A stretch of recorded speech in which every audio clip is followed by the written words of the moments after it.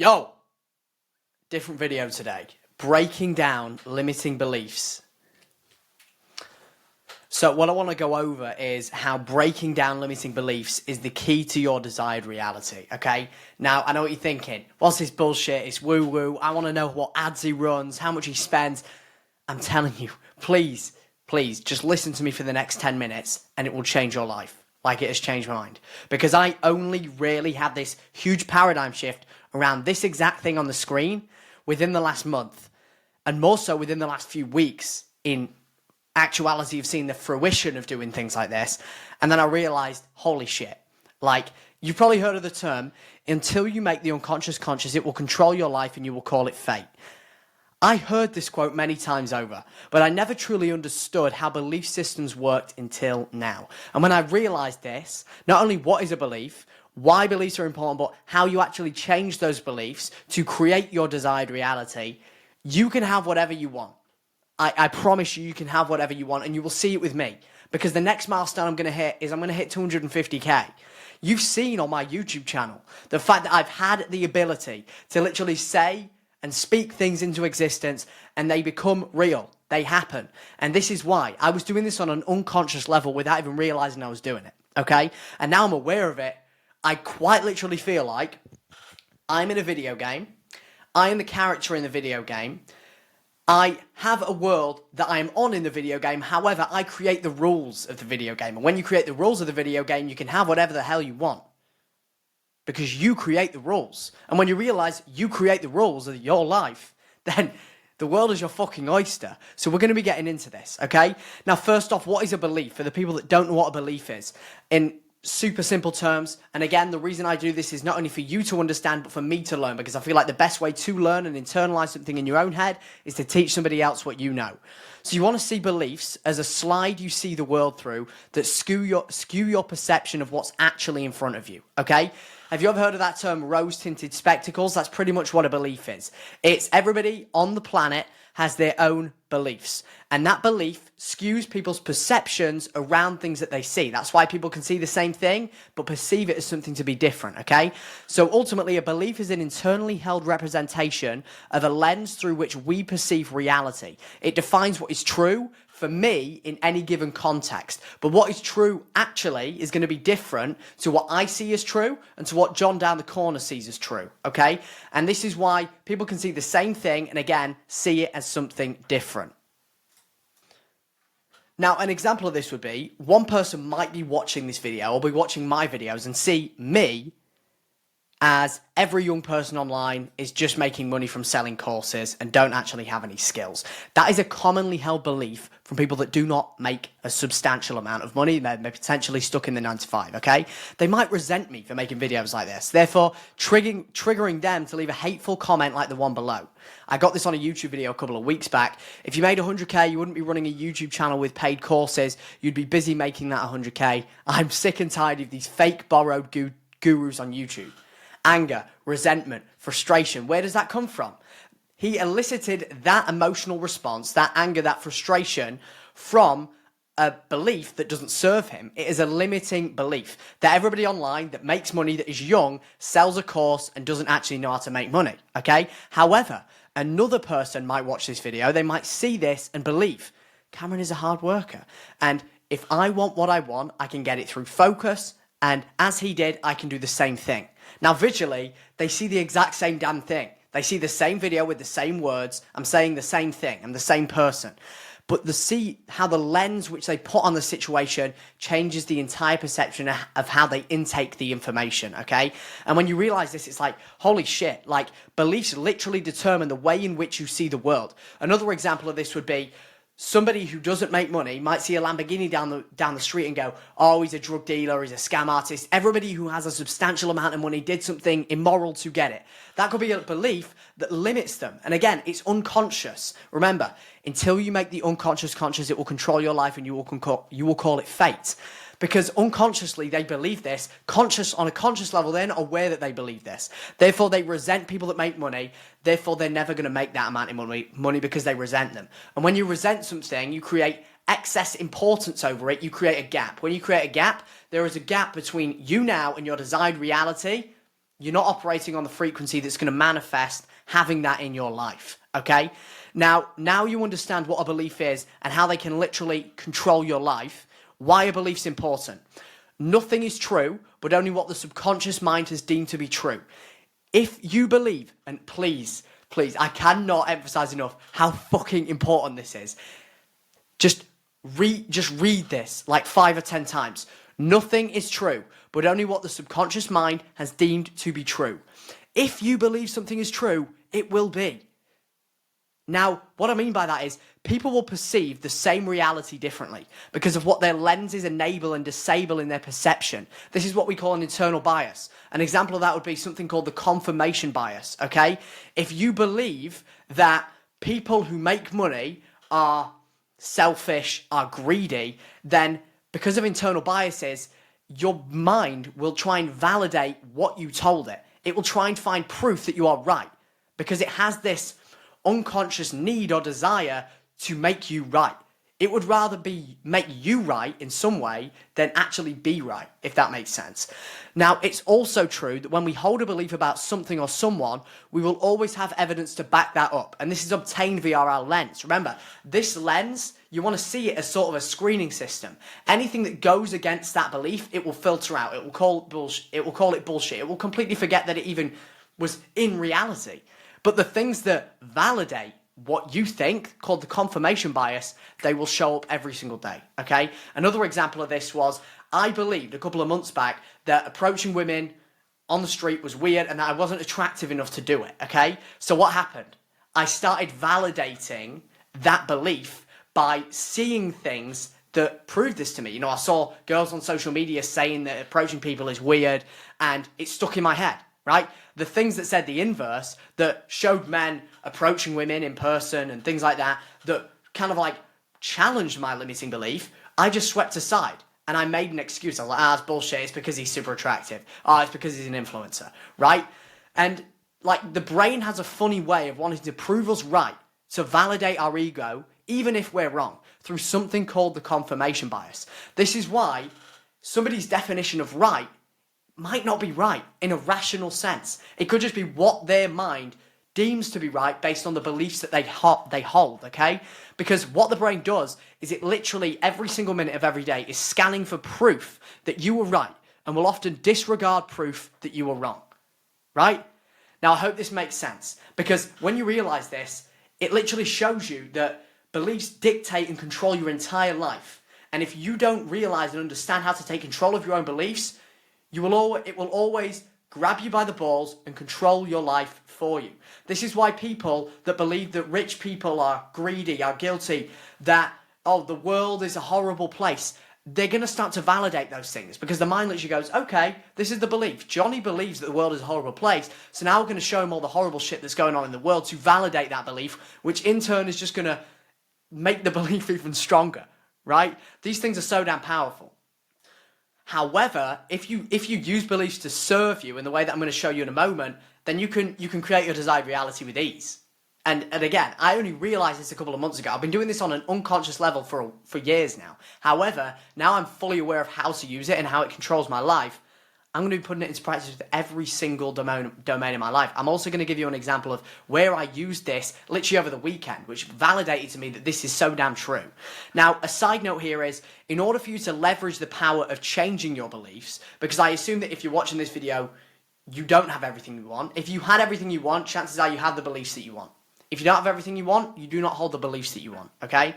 So chances are you want to change your beliefs. But in order to change your beliefs, you first must believe you can change your beliefs. This is what we call a meta belief. And this is the most powerful belief that you can change in order to change the rest of your beliefs, okay? Because if you don't believe you can change your beliefs, how are you going to change your beliefs, right? This is just the ultimate belief that you can change your beliefs. Now, we're going to be going into how do you actually change your beliefs with a real life example. So anytime that I say A, that means action item, okay? So I want you to go ahead and pause this video and take the action. Action item number 1, A1. Block 60 minutes of zero distraction on your calendar today. If you have time today, do this because I'm telling you this is the most life-changing thing that you will do. And what I want you to do is I want you to write down all of your limiting beliefs and answer the below questions for each one. This is the template for breaking down your own limiting beliefs. You ask yourself, Why do I believe this? Is there any, and by the way, just a quick side note, when you ask this, a lot of the time you'll find that the beliefs you hold aren't even from you. They're from external conditioning. They're from social media. They're from parents. They're from teachers. And do you really want to hold beliefs that aren't even yours? Probably not, unless they're from people that already have the thing that you want. And chances are, 9.9 times out of 10, your parents do not have the life that you want. They probably are not millionaires. They probably work a 9 to 5. Nothing wrong with that. What I'm saying is, why would you want to hold a belief of somebody that does not have what you want? Okay? So why do I believe this? Is there any rational explanation of such a belief to be true? Could I be mistaken in this belief? Would I come to the same conclusion about someone else? Why should I continue to act and feel as if this was true if there is no reason to believe it? Does this belief serve me? And what's the one thing you've taken away from this breakdown? Okay? I'll give you an example of this when I did this over the weekend. I believe that I'm an extremist, therefore when eating crappy food or indulging in bad habits like drinking alcohol or eating sweets, I have to go way overboard to act in alignment with my extremist belief about myself. Why do I believe this? As a kid, I was always told I was a really big eater, and when the confirmation bias caught onto this, it continued to validate it by keeping food top of mind at all times. I went through a roller coaster of continuing to overeat, lose weight, gain weight, and now I am extremely conscious about what I eat unconsciously, tracking all of my calories in my head to make sure I don't go over. This carried over into my work when I went all in on the agency, and I found myself intentionally overworking 12 hours every day until it became a habit done automatically with ease. Then once again, Nathan, when he was coaching me, which is somebody that I used to pay for coaching, validated this identity publicly by saying, the reason Cam is successful is because he is someone who just takes relentless action. That's why he's killing it. Now, when I go in and eat any shitty food or indulge in any habit, I feel that I've broken down the walls of discipline around me and I may as well go all in, which at least confirms the story I tell myself of being an extremist, okay? Now, is there any rational explanation of such belief to be true? Evidence. This belief does half serve me and half not. For the most part, it helps me in working and going all in on something because I 100% know no one will work as hard as me when I double down on something. However, I need to eliminate the belief that if I slip up slightly, then all hope is lost and I should go all in to validate the negative side of this belief. Could I be mistaken in this belief? Yes. You were given a label. You wore it with pride. You created stories around you being an extremist, which you have actively told other people. I have a tendency to tell other people, oh, I'm just an extremist. Yeah, I used to be like really bad at eating and I feel like this carried over. Remember, the stories you control yourself, also the stories you tell yourself and you tell other people also validate the beliefs that you hold, okay? Because then you also have external accountability. So, I also said, so you can do the inverse, much like you did it initially. You now have full control over your impulsive behavior, and if you slip up, you're cool with enjoying something in moderation without going overboard. So this is the new belief that I want to hold. Would I come to the same conclusion about somebody else? I would say they have full control over what they believe, which is usually dictated from the stories they tell themselves and others. If they continue to tell the story of, I'm an extremist because I was fat, then it will continue to show up in your life, and the confirmation bias will continue to validate it. Should I continue to believe this? I shouldn't. What's the one thing you've taken away from this breakdown? That the only reason I believe this to be true is because the label is because of the labels other people put on me, I accepted, and the stories I continue to tell myself that validate the belief. The bottom line is, I realized that the belief I was holding was bullshit, and while this belief does half serve me, being an extremist in that domain of my life was just me making an excuse to do the bullshit. Okay, now I wanted to show another example in my dating life, but it was a little bit personal because I got super deep and I realized a lot of like childhood things that dictated this belief. However, an example, I broke down and reverse engineered the belief that cold approaching women was weird and I wasn't attractive or confident enough to do that. And when I did it, straight after I got off the train, after I broke down that belief, I went and cold approached somebody and I literally realized the lens at which I put on it was different and my perception on it changed. And now it's like, I don't even feel the slightest bit scared to do that anymore. And this is why I'm like, holy shit, this literally dictates your life. It dictates your life because it dictates your beliefs around money. You might have a limiting belief that, I believe that making $10,000 a month online is hard. So where did this belief come from? And I'll tell you, it probably came from an external conditioning, your parents, your school teachers. It's all bullshit. It is all bullshit. Remember, whatever you believe to be true will be true. Whatever you believe to be true will be true. The mind is a goal-striving mechanism, okay? Ultimately meaning whatever you put in front of it, if you believe it to be true and you believe that you can get there and you set with absolute clarity, this is where I want to get, the mind is very powerful and it will get you there, okay? So how do you change your beliefs to ultimately get your desired reality? You become aware of the ones you do not want, first off, through that action item that I just showed you. You then break them down into the micro, which is what I just showed you with the questioning.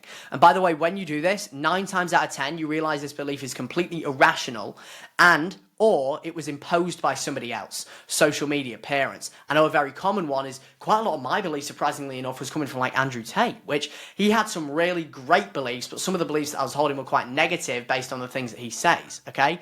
Third thing, map out the belief you want that will replace this belief. And then write down in explicit detail what your life would look like if you held this belief, and then visualize it every single day until it becomes true, okay? Couple of notes on this. The reason we do this is because the nervous system does not know the difference between reality and imagination. Weird example, but this is what's going to make the most sense to most men. This is why, as a man, if you think sexual thoughts, you tend to get aroused in certain situations. Maybe you get an erection, right? This is proof that the mind does not know the difference between imagination and reality, because otherwise it wouldn't have the power to do that, okay? So the people who, and this ties into this, right? And I'll give you an example. So the reason that visualization works so well is because mental imagery triggers emotion. Think about it. When you think sexual thoughts, it triggers emotional, like sexual emotions, therefore giving you an erection as an example, right? So mental imagery triggers emotion. Mental imagery paired with emotion creates where am I going with this? Mental imagery paired with emotion is how you create new beliefs, okay? And this is how you reduce excessive importance. I've been reading Reality Transurfing recently, and one of the things that it really drives home is, remember, the people who need it the most have it the least, the people who need it the least have it the most. Why is this? The person who really needs to make money, yes, they're going to work harder. However, they're going to be less likely to get there. Do you want to know why? Because they create something called excessive importance. Think about it. The things that you deem to be normal, you already have. Pause. The things that you deem to be normal, you already have. If you have a six-pack and that is normal for you, you're going to maintain the six-pack. If you make 100K a month, like me right now, and it is normal, you will make it. 100K a month for me right now is normal, because when you close the gap between excess importance between you now and what you want, it becomes normal. Therefore, you have already manifested it into your reality. But the funny thing is, and this is where the never-ending loop comes in, when something is normal to you, it is no longer a goal. When something is no longer a goal, you don't put it on a pedestal. Therefore, you do not appreciate it as much, okay? The reason you want your goals is because a lot of the time there is excessive importance between where you are now and where you want to get to. There is a gap, okay? Now, let me break this down. Excess importance, meaning creating a goal and putting it on a pedestal and thinking like, oh, I'm not there yet, I hope I get there. You create excess meaning, which creates space, which creates a gap between you now and the desired reality. And remember, what you see as normal, you will manifest into reality, because that is the frequency that you vibrate on, okay? So ultimately, in order to get what you want, you need to deem it as normal. But in order to deem something as normal, you need to visualize it in explicit detail. You need to change your beliefs, which is just visualizing it in explicit detail, eliciting the emotion that comes with visualizing that belief, and then just acting as if you already have it. And then over a prolonged period of time, you will get it, it will become normal, and then you'll probably have another goal because that will be normal. I hope that makes sense. You might want to rewind that because I know it's a lot to take in, and I'm still really trying to take this in too. Now, if you haven't seen this YouTuber, because a lot of the things that I'm going over here today are from a couple of YouTube people that I've started watching, some books that I'm reading, and just a myriad of different things that have kind of all came in like a full circle. So I got this from Nero Knowledge. If you haven't watched him, he's an incredible YouTuber. But manifestation is just shifting internally to a degree which you are no longer emotionally dependent on seeing reality change. So when you are good with it, good without it, then it will manifest. Again, just making something normal. 100K a month to me right now is normal. When it's normal, you get it, because there is no longer a gap between you now and it then. So it is ultimately just having the thing you want without having to see it on a physical plane or a physical level. Now, action item number 2, pause the video. Map out the things you need to believe to be true about the world in order to achieve your desired reality. An example for me in business is, I am not needed in my business, and nor should I be. My purpose is to put the right team together and become the best team maker, to put the right pieces on the chessboard that can work together to build my business for me. There is people in every domain of what I do 10 times better than me. And it would be selfish and ignorant of me to believe everything needs to be ran through me or everything good comes from me. I know and believe the best ideas and breakthroughs come from collaboration that most of the time do not involve me. Okay? And the visualization for that I visualize every morning is when I check my Stripe and grab the screen to refresh, I see this month we made $250,000. I check my daily reconciliation sheet and we're on track to hit a net operating margin of 40%. We have a total of 120 active clients and manage over 240k in active monthly recurring revenue. With that, we have 3 pods, 3 client success managers, and a COO who connects the dots between each department. I host quarterly meeting calls to drive growth and the vision in the company and focus my time on product improvement and big opportunities. Everything I do in the day-to-day I love, which consists of scripting and recording content, coaching team members, and focusing my time on hiring A-star players to join our team. My job is not to do the work, but to build a team who can collaborate to do the work for me, much quicker and better than I ever could. And I visualize this in explicit detail.